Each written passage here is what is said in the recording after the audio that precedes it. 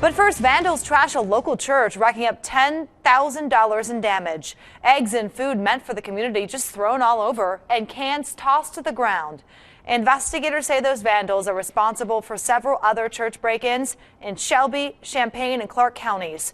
Our Elise Coulter is live in Bethel Township inside one of the churches that was hardest hit. Good evening, Elise.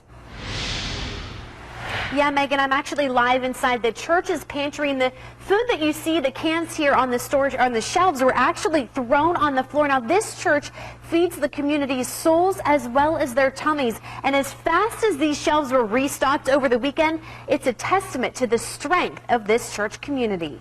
Walking through the Medway Church in Bethel Township, you wouldn't know that anything happened. Not until you saw these photos. They emptied every one of our shelves and threw everything all over the floor.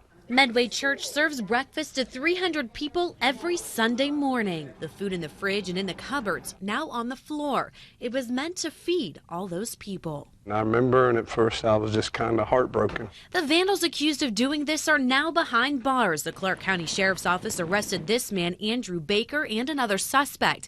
They say they're responsible for another church break-in in Bethel Township and several others in Champaign and Shelby counties. But the biggest damage was done inside Medway Church. Their food and clothing pantry turned upside down. We had to turn people away as we cleaned up our mess because it got sprayed with the fire hydrant. Last year, the church provided food to 900 families and donated 25,000 articles of clothing.